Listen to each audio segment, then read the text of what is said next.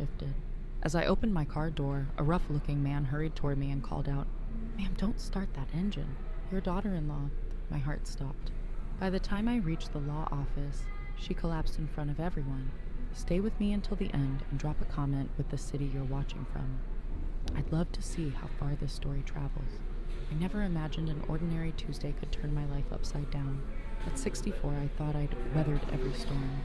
Harold's passing 3 months earlier had been hard enough, but I was finding my way, just as he would have wanted. The call came at 9 sharp. "Mrs. Whitmore, we're ready to finalize the estate." "Can you be here at 2? The voice was polite, almost cold. After months of waiting, I was eager to close this chapter. I chose the navy dress Harold once said made my eyes shine, the one he gave me on our 35th anniversary. I fastened the pearls from our wedding day and caught my reflection. Grief had etched new lines and streaked silver through my auburn hair. Traffic downtown crawled. By the time I eased into the parking garage, my hands trembled. Harold and I had reviewed his will countless times. Everything should have been simple. Then I heard it. "Ma'am, wait." A man stepped from behind a pillar.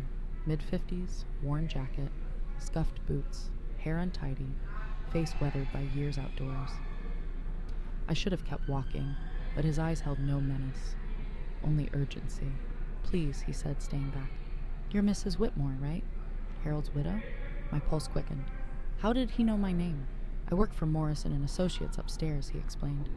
"They let me go 3 weeks ago, but before that I overheard things about your husband's will." I froze. That was the very firm handling today's meeting. He glanced around nervously. "Your daughter-in-law, Maisie, has been meeting with certain people there. She's had papers prepared, claiming you're not capable of managing the estate. Medical notes, statements saying you've been confused." The words hit like a blow. I gripped the car for balance. "That's impossible," I whispered. "I'm perfectly fine." "I believe you," he said quickly. "She even told the attorney you'd probably forget the appointment. And there's more. Draft documents making it look like your husband wanted to change his will. Plus, fabricated medical reports questioning your finances." I felt the ground tilt beneath me. Harold had always trusted me with our money. "Why tell me this?" I asked, searching his face. "Because your husband was kind," he said quietly. "And because what they're doing is wrong. I may not have much, but I still have my conscience." "What's your name?" I asked. "Eddie," he replied. "Eddie Kowalski." I had barely stepped from the elevator when the echo of Eddie's warning replayed in my mind. A paralegal for 12 years, he'd worked inside Morrison and Associates, long enough to know their secrets. "They help certain clients reshape wills and estates," he'd whispered in the garage, eyes darting to every shadow. "They collect big fees for quietly removing relatives from inheritance documents. Your daughter-in-law is paying them well." The elevator bell chimed. Eddie backed away. "Be careful in there," he urged. "They'll want you to sign without reading." "Don't let them rush you." Before I could speak, he vanished into the dim rows of parked cars. I stood frozen, my thoughts spinning. Could this all be nonsense? Or was the uneasy feeling in my stomach a signal that he was telling the truth? Maisie, 8 years in the family and always perfectly pleasant. Yet I remembered the subtle looks, the whispered side conversations with my son Michael, the quick subject changes whenever I mentioned Harold. With a trembling hand, I pressed the elevator button and watched the doors close on Eddie's worried face. The ride to the 15th floor felt endless. When I stepped into the reception area, the polished mahogany and tasteful art that once impressed me now felt like a trap. "Mrs. Whitmore," the receptionist said with a practiced smile. "They're ready for you in conference room A." My heels clicked on the marble as I walked the silent hallway. Through the frosted glass, I saw several figures at a long table. One outline was unmistakable. Maisie's slight frame, her unmistakable hair. I opened the door. The room was cool, expensive, intimidating. 3 suited men on one side, Maisie on the other. For a fleeting second, something flashed in her eyes. Surprise, maybe even fear, before her familiar, sweet smile returned. "Oh, Mildred, I didn't think you'd make it today," she said lightly. I matched her calm. "Of course I'm here. This is my husband's estate." The lead attorney gestured toward an empty chair. "Mrs. Whitmore, please sit. We have documents that need your signature." As I settled in, I noticed Maisie twisting her wedding band, avoiding my eyes. Before they could begin, I set my purse firmly on the table. Before we sign anything, I want a full explanation. My husband and I reviewed his will many times. I know exactly what it says. The attorney exchanged a quick glance with his colleagues. There have been recent changes, he began carefully. Your husband expressed concerns about... Stop, I said, surprising even myself with the steel in my voice. What concerns? Maisie finally met my gaze. Mildred, Harold worried about your health. He mentioned times when you seemed confused. He just wanted the estate handled properly. The words struck like a cold wind. Another lawyer slid a folder toward me. We have documentation, family statements, medical notes, reports of memory lapses, trouble with finances.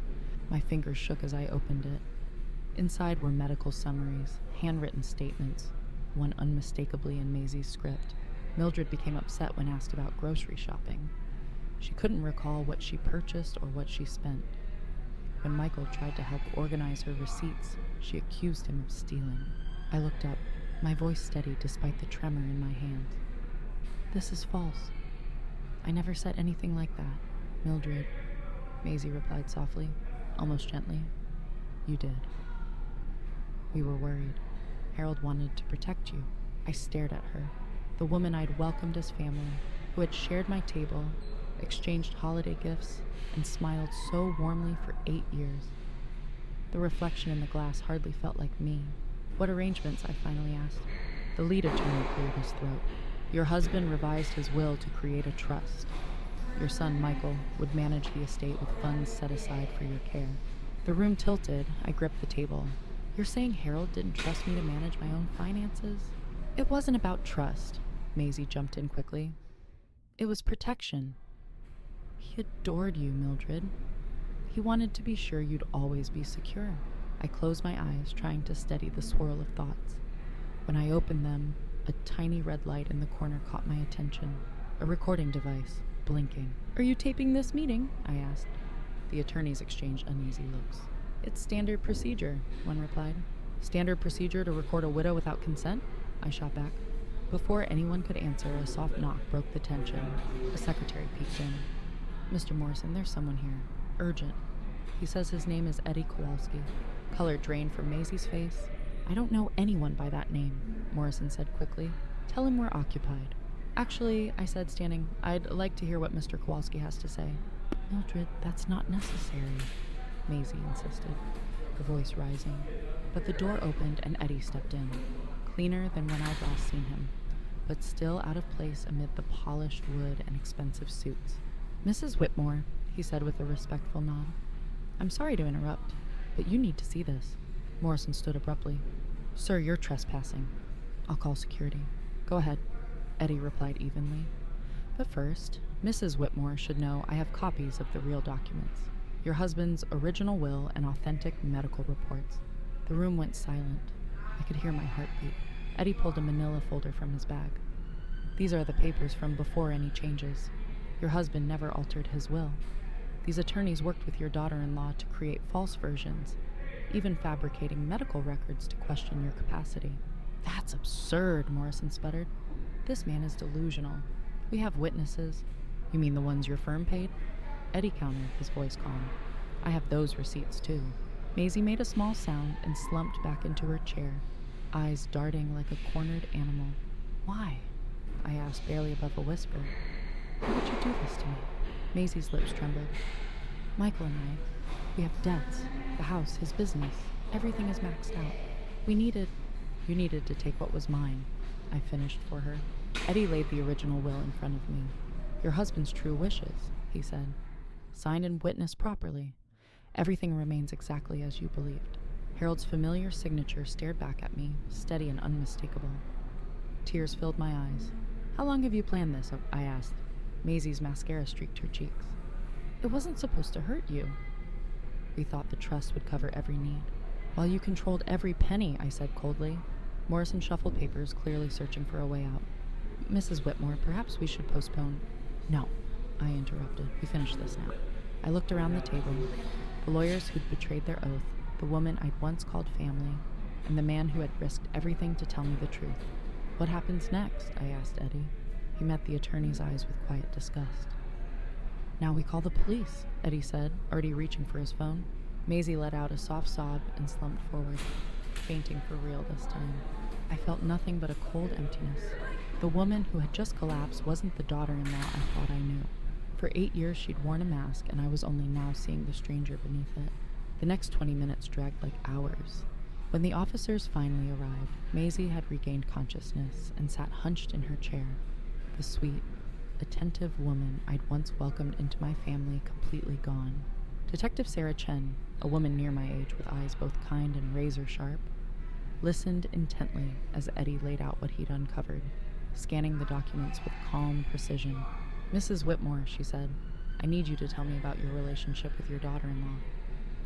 Start from the beginning. My thoughts tumbled back 8 years, to the day Michael first introduced Maisie. She'd been 25, a dental hygienist with an easy laugh and what seemed like genuine affection for my son. Harold and I had embraced her immediately. Too perfect, I realize now.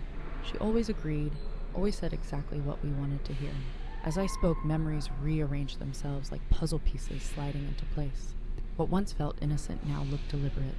About 3 years ago, I continued, she began making small comments, suggesting I was forgetful, asking if I remembered conversations that never happened. Maisie's eyes, red and swollen, flicked toward me. "Mildred, I was worried." "No," I cut in, my voice steadier than I expected. "You were planting seeds, making me question my own memory." Detective Chen turned to Eddie. "Mr. Kowalski, what did you witness at the firm?" Eddie opened a small notebook, his hands surprisingly steady. 6 months ago, Mrs. Whitmore, Maisie, started visiting the office regularly. At first we were told it was routine estate planning, but the meetings became secretive. She brought in documents she claimed were medical records and statements from family and friends, even photographs meant to show Mrs. Whitmore confused or disoriented. "What kind of photographs?" Detective Chen asked. Maisie shifted in her chair. "Shots of Mrs. Whitmore at the grocery store, the bank, family gathering," Eddie said, his voice edged with disbelief. One picture showed her chatting with a cashier, but the caption claimed she couldn't handle a simple purchase.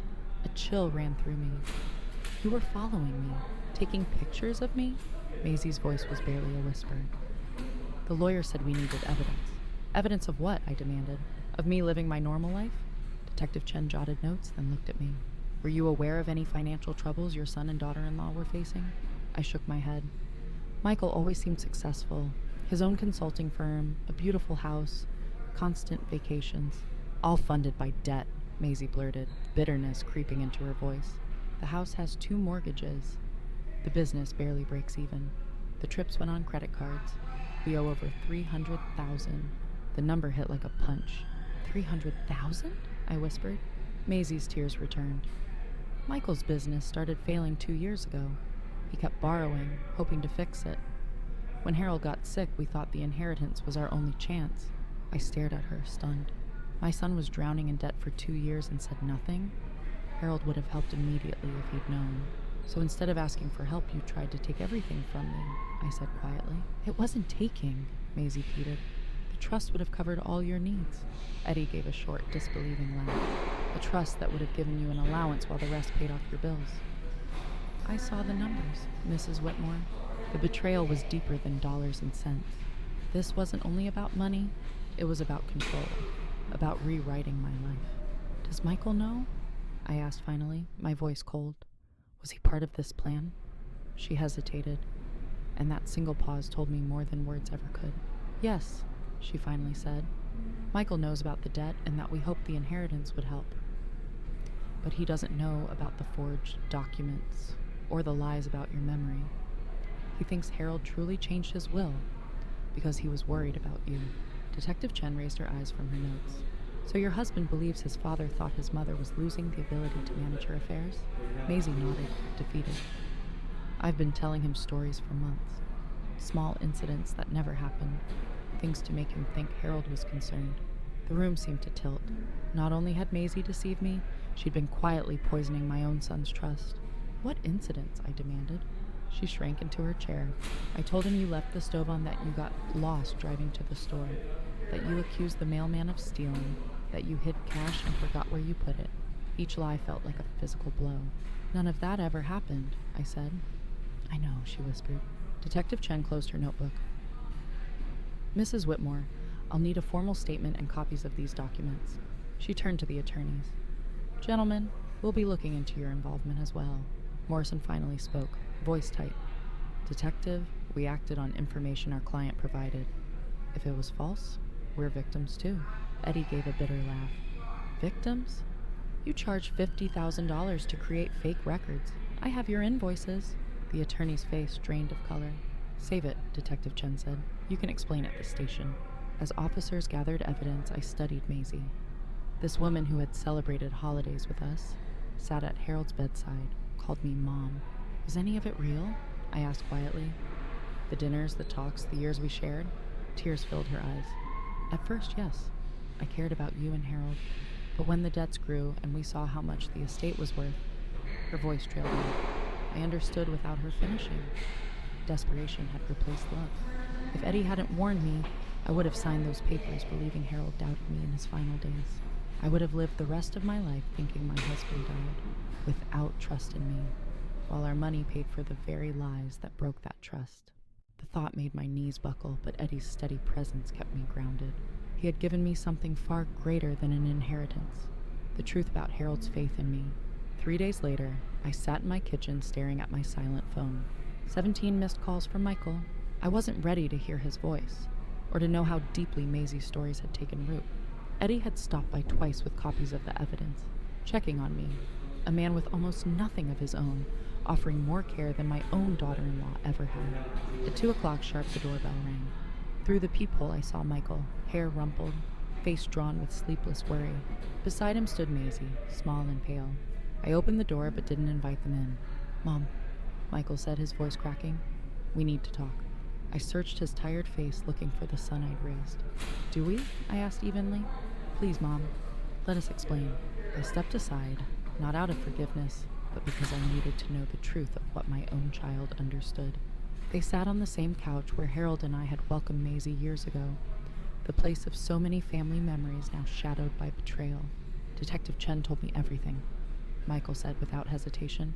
The forged papers, the fake reports, the lies about Dad changing his will. I swear, Mom, I had no idea she was doing any of it. I studied my son, the boy I had raised, loved, and trusted for 33 years. You knew about the debts, I said quietly. His face crumpled. Yes, we're drowning, Mom. The business is failing, and I was too ashamed to tell you or Dad. I kept thinking I could fix it before you ever had to know. So when your father got sick, I asked, you started thinking about the inheritance? Michael flinched as though struck. Not like that. Not the way it sounds. Then how? For the first time since they'd entered my house, Maisie spoke. Her voice was small, her shoulders slumped. Michael, tell her everything. I turned to her, startled by how different she looked. Defeated, nothing like the confident manipulator I'd faced at the law office. Michael ran a hand through his hair. When Dad got the diagnosis, I panicked. I worried about you, alone in this big house, handling everything yourself. I'm 64, Michael, not 94. I know, but... He hesitated. Maisie started pointing out little things. Times you seemed forgetful. She said Dad had mentioned being worried. My anger flared. What little things? Michael shifted uncomfortably. Like when you forgot our dinner plans last Christmas. Or when you couldn't remember the neighbor's new dog's name. Or when you put the milk in the pantry instead of the fridge. I stared at him. You canceled that dinner because Maisie got sick. The dog's name is Butterscotch. I know it perfectly well. And putting milk in the pantry once after gardening for 3 hours doesn't make me senile. His confusion was genuine. He looked from me to Maisie. Maisie lied, I said flatly. Silent tears streaked her face. I twisted things, she whispered. I took ordinary moments and made them sound like signs of memory loss. I made you see problems that weren't there. Michael's voice broke. Why would you do that? Because I was desperate, Maisie said. Because we were losing everything. I thought, if you believed your mother needed help with the estate, you'd let us handle it for her. Handle it? I repeated. You mean take it? No, she protested weakly. We would have cared for you. On $40,000 a year while you used Harold's savings to pay off credit cards and mortgages, I said. Michael's head snapped up. What are you talking about? Ask your wife about the trust she had drawn up. Ask how much of the estate was set aside for your debts while I lived on an allowance. I watched as realization spread across his face, shock, then horror. Maisie, he whispered, tell me she's wrong. Maisie kept her eyes down. The lawyer said it was the best way to protect everyone's interests. Everyone's interests? Michael's voice exploded. You planned to take my mother's inheritance. We were drowning, she shouted back, her composure finally gone. Your business was failing. We owed money everywhere, and you were too proud to ask for help. I was trying to save us. The raw pain in Michael's voice cut through my anger. He was seeing how she'd used his love for me against us both, how she'd made him question his own mother while believing he was protecting me. Michael, I said softly, sit down. He sank back onto the couch, looking like a man whose world had just been stripped bare. Understand this, I continued. Your father never doubted me, not once. His will was never changed. He trusted me completely until the day he died. Michael broke then, sobbing like the boy he once was. I'm so sorry, Mom. I believed her. I should have known better. You should have, I agreed gently, but she was very convincing. I turned to Maisie. How long have you been planning this? When did I become the enemy? You were never the enemy, she said, her voice frayed. But when the debt piled up and we saw how much the estate was worth, I started thinking differently. Your husband's estate is over $2 million. That money could solve everything. That money, I said, was Harold's life's work, saved so I could live in peace after he was gone. You don't need $2 million, she said at last, a flash of resentment breaking through. You live simply. You don't travel. You don't buy expensive things. That money would just sit there while we lost our house, our car, everything we'd built, Maisie burst out. And there it was, the real Maisie, a woman who had convinced herself that Harold's savings should be hers to spend because I would simply keep it safe. Someone who believed taking from me was almost noble. Michael stared at his wife as though seeing her for the first time. Maisie, how could you think like that? How could you believe you had any right to my mother's inheritance? Because she doesn't need it, Maisie shouted. Because we do. Because you were too stubborn to ask for help when we needed it. So instead of asking, I said evenly, you decided to take. The room fell silent except for Maisie's muffled sobs and Michael's uneven breathing. Finally, Michael whispered, Mom, what happens now? I had asked myself that same question for 3 sleepless nights. My daughter-in-law had tried to seize my inheritance with forged documents and false medical reports. My son had been manipulated into doubting his own mother. Even the lawyers had been willing to falsify evidence for a fee. But beneath all of it was something heavier. Could this family be saved? I looked at Michael, genuine remorse and shock written across his face. Then at Maisie, still defiant even as tears streaked her cheeks. That depends, I said at last, on what you're both willing to do to make this right. The silence stretched on. Michael sat with his head in his hands. Maisie stared at the floor, drained of tears. Michael finally spoke. What do you want us to do, Mom? I had spent nights turning that question over. Did I want justice, revenge, or something far more difficult? Trust restored? I want the truth, I said. Every lie, every manipulation, every time you chose to doubt me instead of trust me. Michael lifted his head, eyes red. I'll tell you everything. But Mom, I swear, I thought I was protecting you. Maisie convinced me Dad was worried about your memory, that he wanted to be sure you were taken care of. How? I asked. What exactly did she tell you? Michael glanced at his wife, who kept her eyes fixed on the carpet. She said Dad mentioned it during his doctor visits, that he was concerned about leaving you with so much responsibility. A chill ran through me. Maisie was with Harold at those visits? Sometimes, Michael admitted. When I couldn't leave work, she offered to drive him. I turned to Maisie. You used my husband's illness to manipulate my son. Finally, she met my eyes. Harold never said anything about worrying over you. But he was so weak those last months, so dependent on others. It was easy to suggest he should think about what would happen after he was gone. Suggest to whom? I asked. To Michael, she said quietly. I'd mentioned how frail Harold seemed, how much he relied on you. I made it sound like Harold was concerned about burdening you. The betrayal cut deeper than I thought possible. She had used my husband's final months to plant doubt in our son's mind. What else? I asked, keeping my voice calm. Maisie dabbed at her eyes. I watched everything you did. Every time you misplaced your keys, every moment you asked someone to repeat themselves, normal things anyone might do. Later, I'd tell Michael, making it sound serious. I turned to Michael. And you believed her? She was subtle, he said, pain in his voice. She never said outright that you were losing your memory. Just small comments, like she was worried but didn't want to alarm me. Over time, it felt like a pattern. I remembered the photos Eddie had described. When did you start following me? I asked Maisie. Her shoulders slumped. About 4 months ago. The lawyers said they'd need documentation if we challenged your competency. Challenge my competency? I repeated. Michael jumped in quickly. That's not what I thought we were doing. That's exactly what we discussed. Maisie cut in, her voice sharp. We talked about setting up a conservatorship, about making sure your mother was protected from making bad financial decisions. Michael went pale. I thought we were just talking about helping her manage things, not taking away her rights. They're the same thing, Maisie said. A conservatorship would have protected her and made sure the money was used responsibly. Responsibly, I said coldly. You mean to pay off your debts? The debts were destroying us, she shot back, her voice cracking. Do you know what it's like to lose everything? Maisie's voice shook. To have creditors calling every day? To know you might lose your house, your car, everything you've worked for? I met her eyes.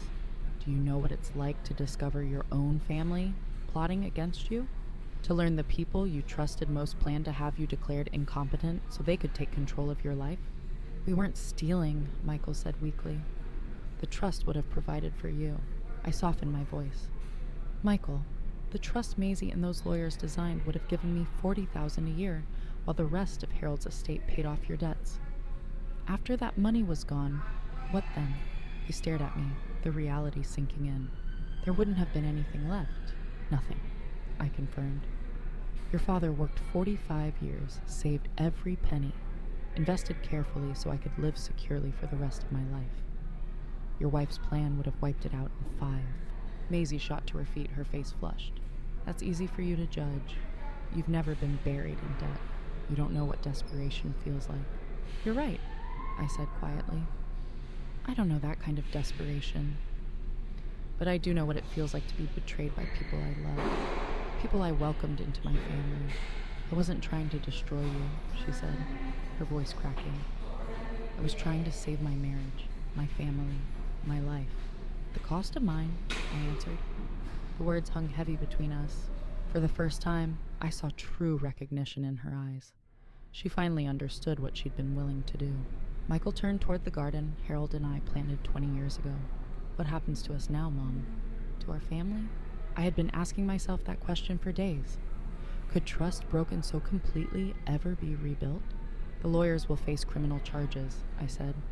Eddie's evidence proves their part in forging documents and falsifying records. And Maisie? Michael asked without turning around. I looked at my daughter-in-law, the woman who had once seemed perfect. That depends on what she does next. Maisie's voice was small. What do you mean? Detective Chen told me if you cooperate, if you testify against the lawyers and help expose the scheme, the district attorney might offer a plea agreement. And if I don't, then you'll face the full consequences of fraud, forgery, and conspiracy. Eddie's evidence is strong enough to convict without your help. Maisie sank back onto the couch. What kind of agreement? I don't know. That's between you, your attorney, and the DA. But even if you avoid prison, even if you get probation or community service, it doesn't erase what you did. You tried to take what Harold left me. You used his illness. You manipulated my son. I know, she whispered. Do you? I asked. Because minutes ago, you were still defending yourself, still acting like I didn't deserve what Harold left. She looked up, eyes wet with something that might finally have been remorse. I was wrong. I let desperation turn me into someone I don't recognize, someone willing to hurt the people who loved me. Yes, I said softly. That small word carried the weight of everything that had happened.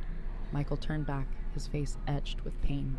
Mom, is there any way to fix this? Can our family survive? I looked at my son, the man I'd raised to be honest and kind, then at the woman who had orchestrated months of deception. I don't know, I said truthfully. But I know what has to happen first. They waited. Maisie must face the consequences. She has to cooperate with the police, testify against the lawyers, and accept whatever punishment the court decides. And Michael, I met his eyes. You have to decide whether you can stay married to someone who was willing to do this to your mother. Michael's voice trembled. Mom, she's my wife. I love her. I know, I said gently. But love isn't always enough. Trust is the foundation of any relationship. And she didn't just betray me. She manipulated you. Used your love for me against both of us. I can change, Maisie said desperately. I can earn back your trust. Can you? I asked. This wasn't a single mistake. This was months of planning, of lies, of watching me go about my life while plotting to take it apart. This is who you chose to be. Silence settled over the room. Outside, I could hear children playing, life carrying on as if nothing had happened. What do you want from us? Michael asked at last. I want you to choose, I said. Both of you. Choose who you want to be from this moment forward. Choose whether you want to be people who live with the consequences of your actions or people who keep making excuses for them. It wasn't the answer they wanted, but it was the only one I had. I couldn't decide for them. I couldn't force Michael to leave his wife, and I couldn't force Maisie to become someone different. All I could decide was what I would accept in my own life, and I was done accepting betrayal from those who claimed to love me. 6 months later, a crisp October morning found me in the garden, watching the maple tree Harold and I planted for Michael's 10th birthday blaze with red and gold. Seasons have a way of shifting perspective. What feels permanent in spring can look entirely different by fall. Maisie had accepted a plea agreement, 3 years of probation, 500 hours of community service, and full repayment of the legal fees she'd funneled to Morrison and Associates. The lawyers weren't so fortunate. Morrison received 4 years in prison, his partners 2 each. Eddie's careful records and steady testimony made sure of it, but court dates were only part of the healing. 3 weeks after that night in my living room, Michael moved out of the house he'd shared with Maisie. He rents a small downtown apartment now, rebuilding his life one honest step at a time. Over coffee each week, he admits he keeps second-guessing old memories, wondering how much of what he once believed was truly his own, and how much had been quietly scripted by her. I understand. I've spent months doing the same. Their divorce is nearly final. While untangling finances, Michael discovered even deeper deception. Credit cards opened in his name, loans against his business, years of hidden spending. The financial hole was worse than either of us imagined. I offered to help. He refused. Mom, I can't use your money to clean up the mess my wife made, he said. I need to rebuild the right way this time. So he sold the Maple Ridge house, drives a 10-year-old Honda, and works 16-hour days to revive his consulting firm. There's a steadiness in him now, a quiet integrity that reminds me of the boy I raised. Eddie has become an unexpected part of my daily life. I hired him as a part-time groundskeeper. He lives in the small apartment above Harold's old workshop. Watching him move from sleeping in his car to having stability and purpose has been one of the few bright spots of this entire ordeal. Mrs. W, he called as he crossed the lawn one morning, carrying a tray with 2 steaming cups. Thought you might like some company. I smiled as he sat beside me.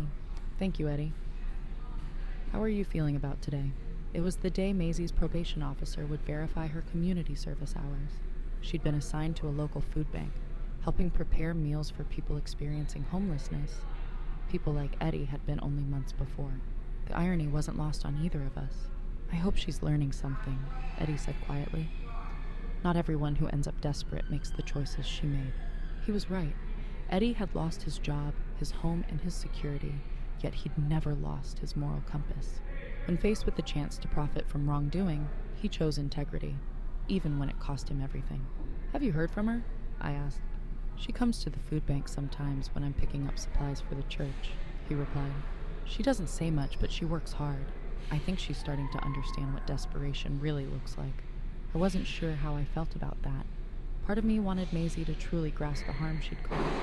A larger part of me simply hoped she'd become someone who would never again choose cruelty. My phone buzzed, a text from Michael. Coffee later, I have news. I showed it to Eddie, who raised an eyebrow. Think it's good or bad? With Michael these days, it's usually both, I said. That afternoon, he arrived looking healthier than I'd seen him in months. Color in his cheeks, a steadiness in his eyes. You look good, I told him as we settled at the kitchen table. I feel good, Mom. Really good. For the first time in years, I feel like I'm living my own life instead of managing someone else's crisis. He pulled out his phone and showed me a photo of a small storefront with fresh lettering on the window. Whitmore Consulting. I signed the lease yesterday, he said, pride softening his voice. My own office, my own business, built the right way this time. Pride swelled in my chest. Harold would be so proud of you, I said. I hope so, Michael replied. I've been thinking about him a lot, about the values he taught me, the kind of man he wanted me to be. I lost sight of that for a while. We all did, I said gently, but we found our way back. Michael reached across the table and took my hand. Mom, I need to ask you something, and I need you to be honest. Can you ever forgive me? Really forgive me, not just say the words. It was a question I'd been turning over for months. Could I forgive my son for doubting me, for being drawn into a scheme that nearly destroyed my life?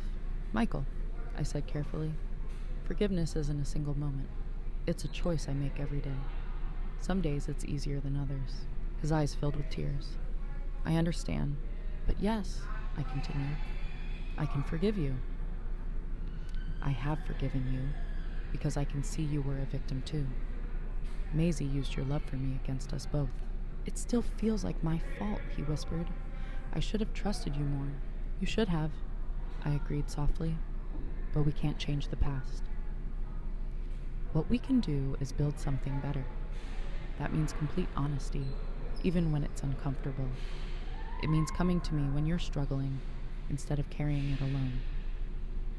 We rebuild trust one conversation at a time, gave a small, watery smile. And if I mess up again, then we face it together. You're not the same man you were 6 months ago. You know now what desperation can push you toward, and that knowledge will keep you from repeating it. We sat in quiet for a while, both of us absorbing the long journey that had brought us here. What about Maisie? He asked at last. Could you ever forgive her? I thought carefully. I don't know. What she did was deliberate and cruel. Forgiveness isn't about whether someone changes, it's about whether I choose to carry anger. I've let go of the anger. But that's not the same as trust. Maisie will never be part of my life again. I simply refuse to let her steal any more of my peace. Michael nodded. I think I understand. As he left, the sunset painted the sky in brilliant oranges and purples, the kind Harold and I used to watch together. Thank you for not giving up on me, Michael said as he hugged me. Thank you for finding your way back, I replied. I walked through the quiet house Harold and I had built over 40 years, and for the first time I felt no loneliness. Eddie's loyalty and courage had saved me. Michael was rebuilding his life with integrity. Detective Chen still checked in. Even the food bank staff, where I now volunteered, had become true friends. I had reclaimed my own story. For months, Maisie had tried to paint me as a confused, helpless woman. But that was never who I was. I am strong, I am capable, and I know exactly what I'm worth. That evening, tea in hand, I watched the first stars appear and felt something I hadn't felt in years. Complete peace. Not the peace of getting everything I wanted, but the peace of knowing exactly who I am. Harold's love lives on, in the security he left me, in the values he passed to our son, and in the life we built together. Maisie's scheme failed not just because Eddie exposed it, but because our foundation was stronger than her lies. At 64, I realized I was only beginning the best chapter of my life. I was free, and now I'd like to hear from you. If you were in my place, what would you do? Have you faced a betrayal that forced you to start over? Share your thoughts in the comments. I read everyone. Thank you for staying with me to the end. Here are 2 more true life stories that might surprise you next.